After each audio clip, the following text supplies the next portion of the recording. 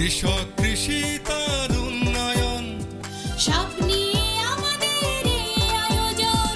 বাংলার কৃষি, বাংলার কৃষি, বাংলার কৃষি। ফলবে ফসল, ভরবে গোলা, আরো বেশি বেশি।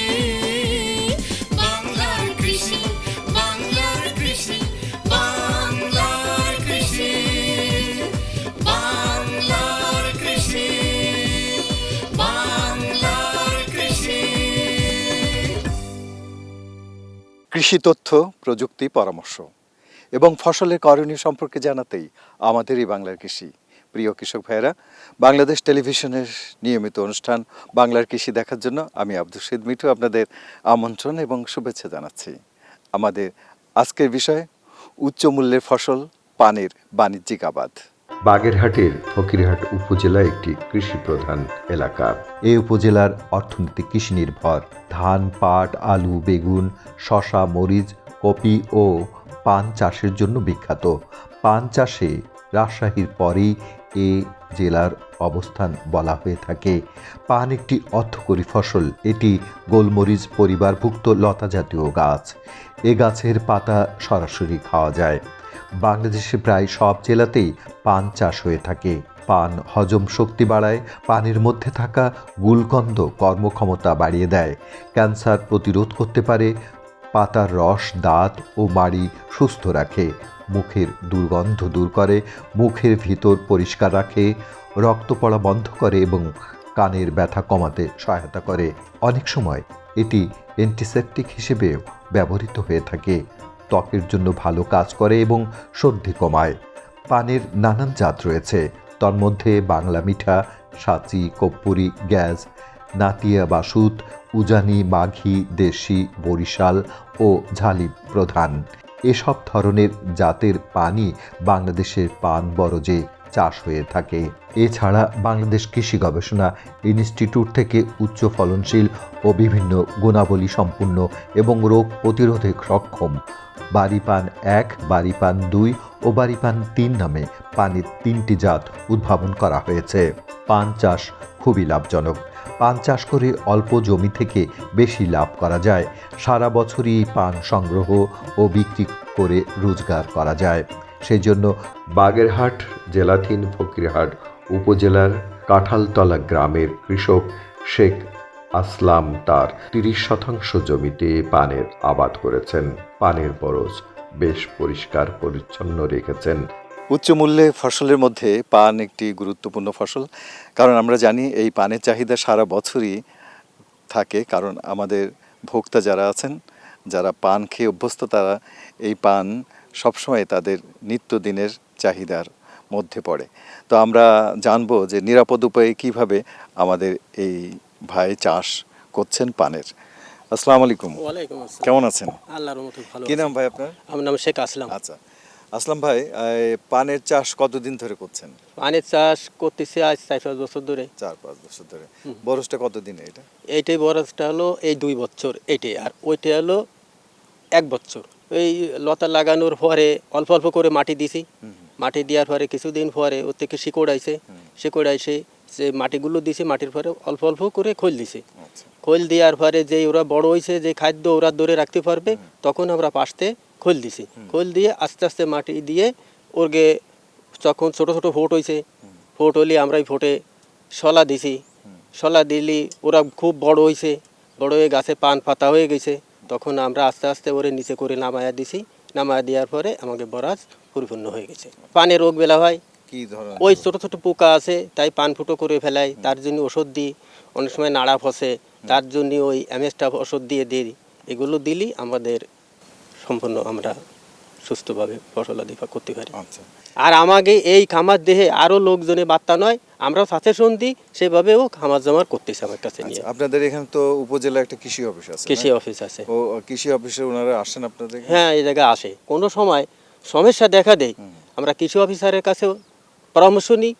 নিলে আমাদের যে পরামর্শ দেয় আমরা সেইভাবে কাজ করে যাই। পানের বরজ একবার করলে 20 বছর পর্যন্ত ফলন পাওয়া যায়। 15-20 দিন পর পর পান সংগ্রহ করা যায়। পানের চাহিদা ও বাজার মূল্য বেশি এবং বেচা কেনার কোনো সমস্যা হয় না। পাইকাররা খেতে এসে কিনে নিয়ে যান।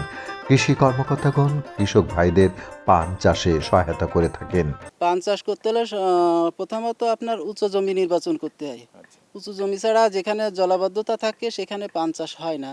এরপরে হচ্ছে পরিষ্কার পরিচ্ছন্ন চাষাবাদ। পানির বরজ যত পরিষ্কার পরিচ্ছন্ন রাখা যাবে তত হচ্ছে পানের জন্য উপযোগী, রোগবালাই কম হবে। তো সবচেয়ে বেশি হচ্ছে ছত্রাকজনিত যে রোগটা ওটা হচ্ছে সমস্যা করে।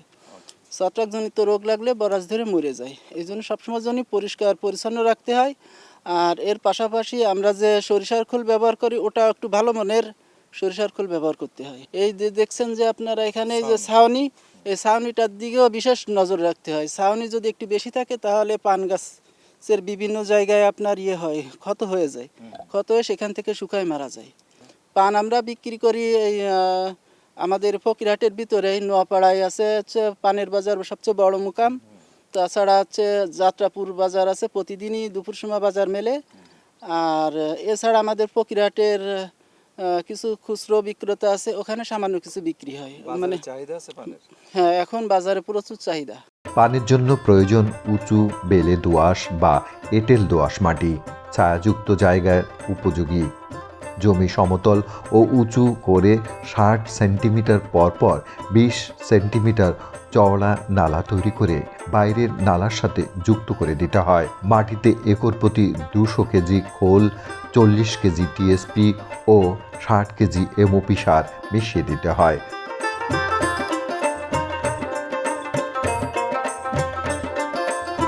আমার ব্লকে 20 হেক্টর জমিতে এই যে মিষ্টি পান আছে, এই মিষ্টি পানের আবাদ হচ্ছে। এই পান চাষ করতে গেলে অবশ্যই উঁচু জমি নির্বাচন করতে হবে, কারণ পান জলাবদ্ধতা সহ্য করতে পারে না।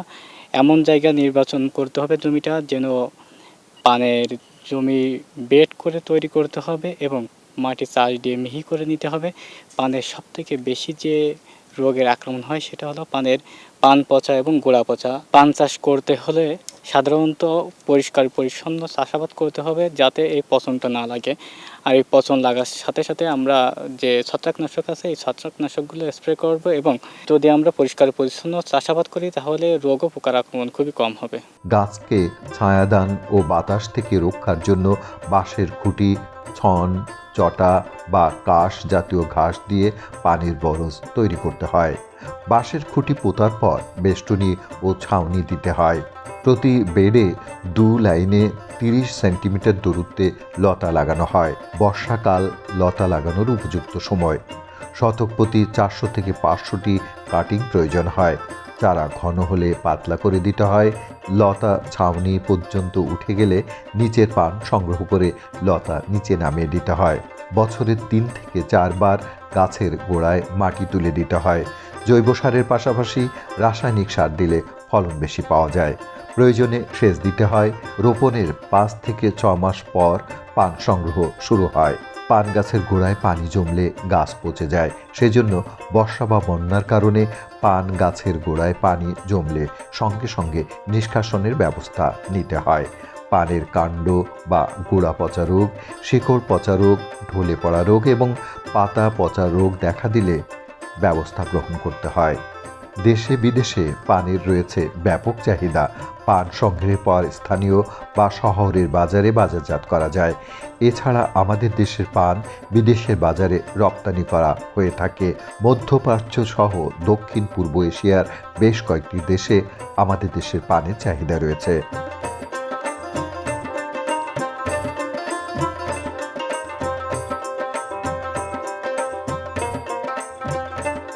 ফকিরহাটের আসলে যদি একটা আইকনিক ফসল আমরা যদি বলি তাহলে অবশ্যই পানকে বলতে হবে।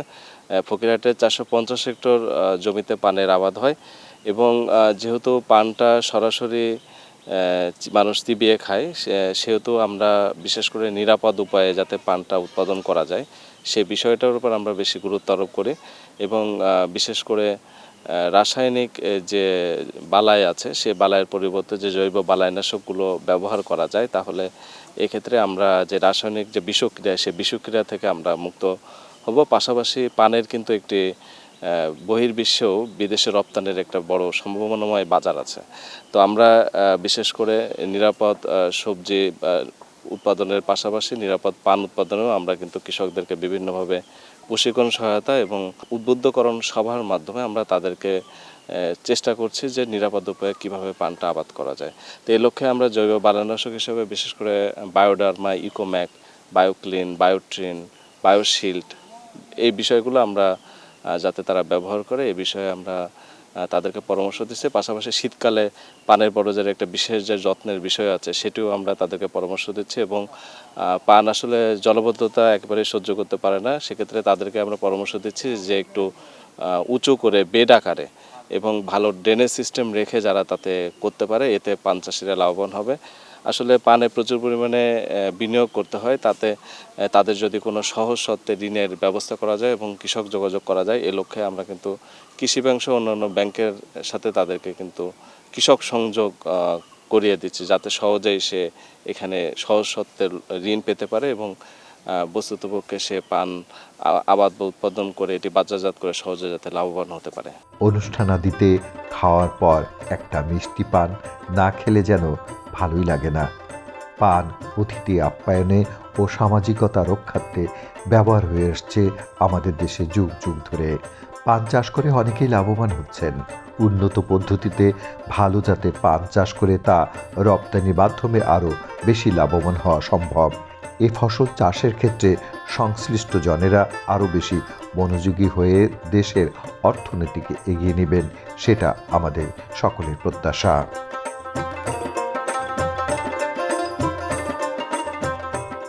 সঠিক পদ্ধতিতে পান চাষ করলে ভালো ফলন পাওয়া সম্ভব। এক্ষেত্রে কৃষক ভাইদের কিছু বিষয় অবশ্যই মাথায় রাখতে হবে।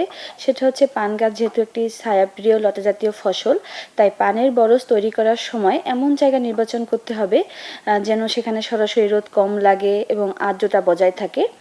এবং পানের বরজে আমরা জানি যে ছত্রাকজনিত রোগ বেশি দেখা যায়, তাই অবশ্যই পরিষ্কার পরিচ্ছন্নতা বজায় রাখতে হবে এবং প্রয়োজনে জৈব বালাইনাশক ব্যবহার করতে হবে।